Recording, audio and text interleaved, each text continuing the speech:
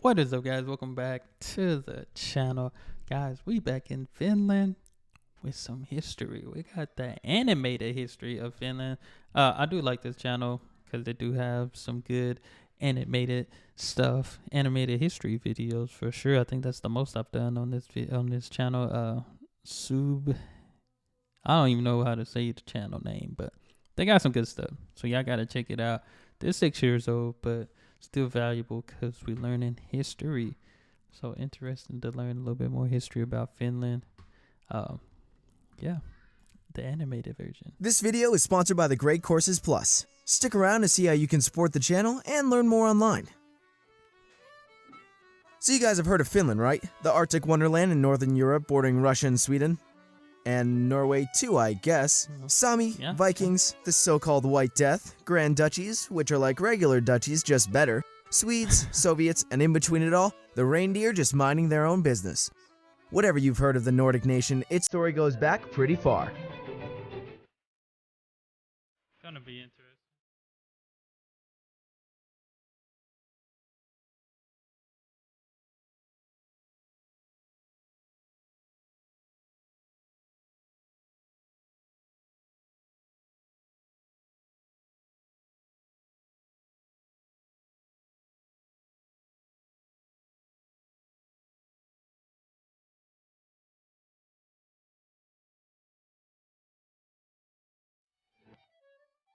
Finland is located right in the north of Europe, partly within the Arctic Circle.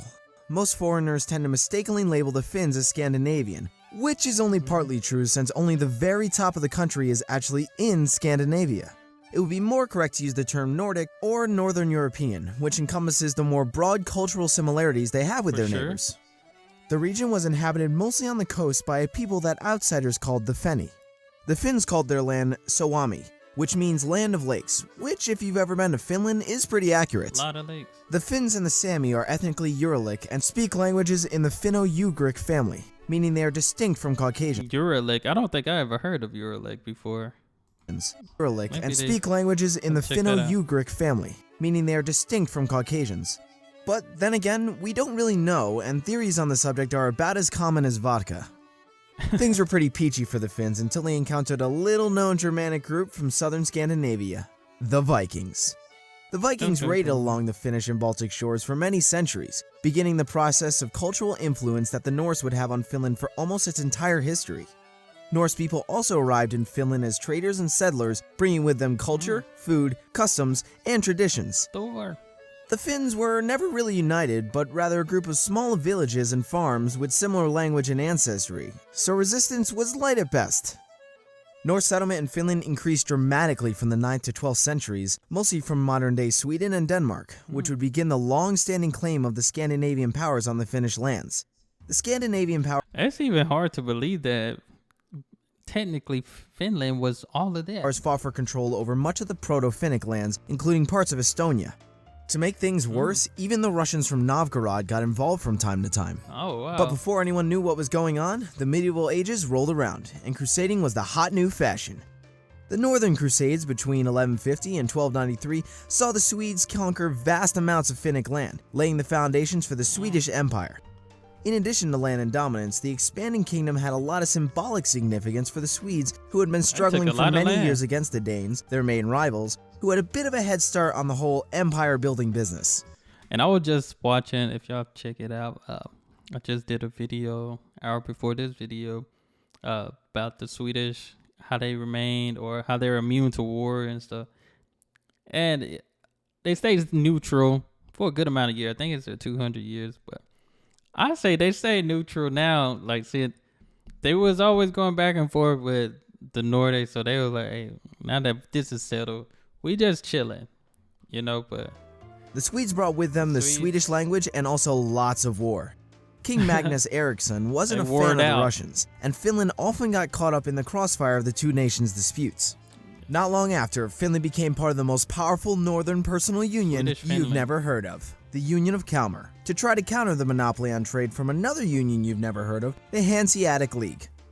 Princess Margaret of Denmark had her eyes set on the crowns of Sweden and Norway.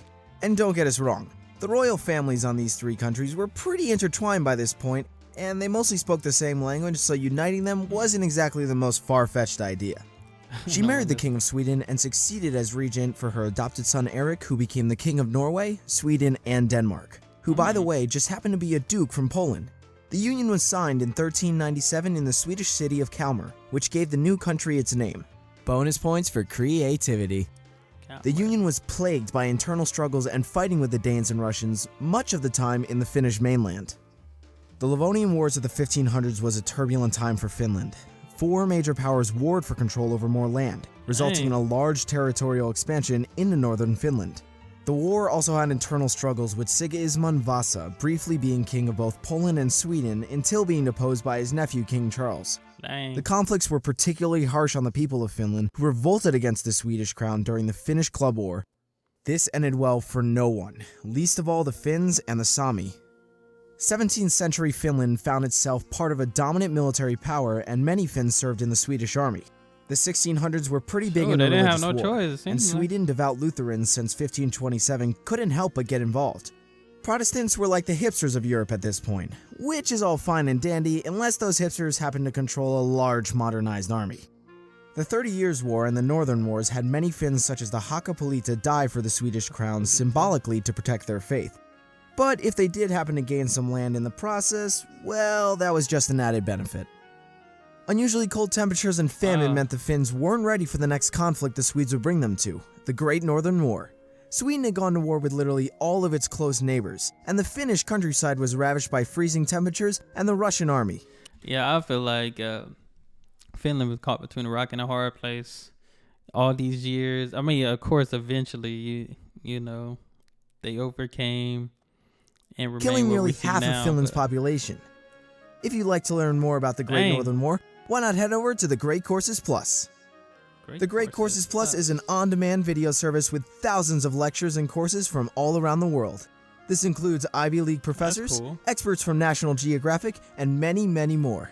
For whatever interests you, math, science, literature, and of course, history, there's something for everyone. Lecture 22 in the Decisive Battles of World History, entitled 1709 Poltava, Sweden's Fall, Russia's Rise, is a fun and easy way to learn about the Great Northern War, which devastated Finland.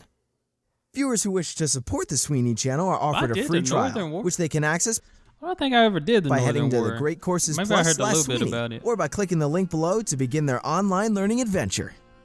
Thank you to everyone that helps the channel, and to the Great Courses Plus for their support.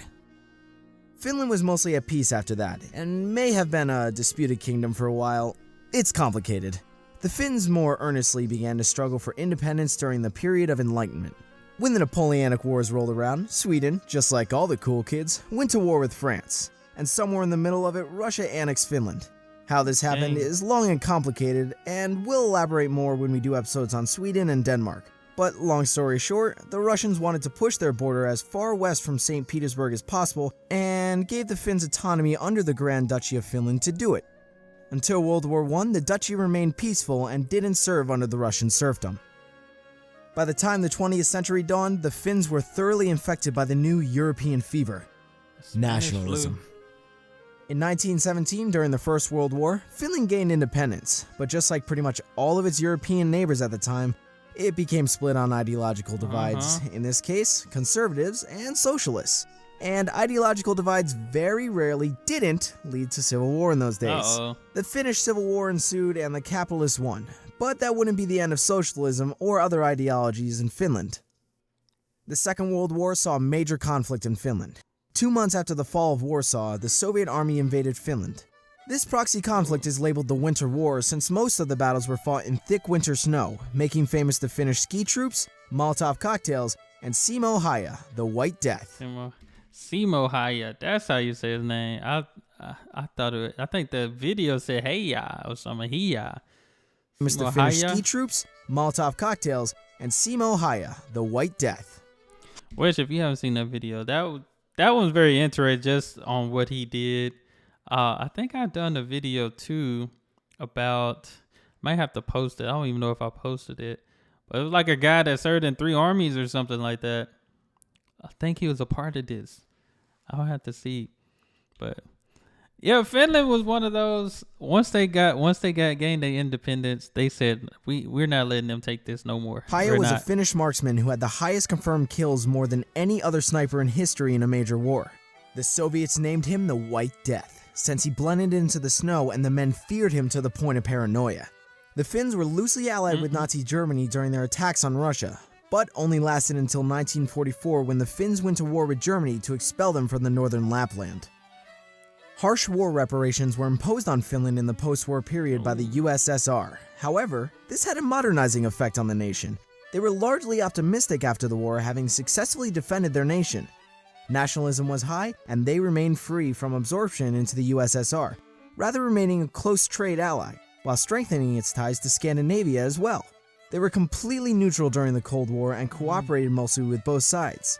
In 1952, they entered into the Nordic Union, with abrogations of passports, immigration, social welfare, and trade tariffs. Finland also shaped herself into the modern socialist welfare state it is today, with a government not unlike Sweden or Denmark. They joined the European Union in 1995 with Sweden and Austria, and 4 years later adopted the euro as their currency. The facilitation in trade and immigration boosted and now is a part of NATO. This video is 6 years old. Adopted the euro as their currency. The facilitation in trade and immigration boosted the economy and tourism. The economy is based on manufacturing, service delivery, and resource exports, and is highly ranked in information technology. Outsiders have frequently described Finland as a socialist utopia, which, while probably a little romanticized, they are currently ranked the 5th happiest country in the world. And who doesn't love happy reindeer? They've been number 1 lately. Well, we hope you enjoyed the Finland episode. If you want the chance to vote, this was good. Yeah, Finland. I feel like I've done a couple of countries. Just for instance, Finland and Poland. Seemed like in the beginning they couldn't catch a break. Poland couldn't catch a break, but Finland. But once they gained their independence, it was up from there. They were like, we're not taking this anymore, and they've been strong. And like I've seen, they got one of the strongest military armies out here. So, but Finland is definitely a place I plan on visiting, checking out some more things. But if y'all got some more history videos, gonna link those. Gonna link a playlist below so y'all can send those so I can check them out. But I enjoyed this. Hope y'all enjoyed it as well. If you got any more videos I can check out about the history of Finland, send it my way.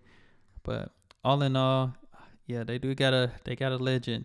I checked that Suibhne.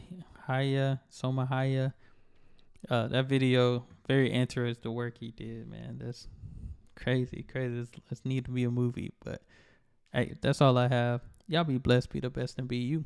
I'm out.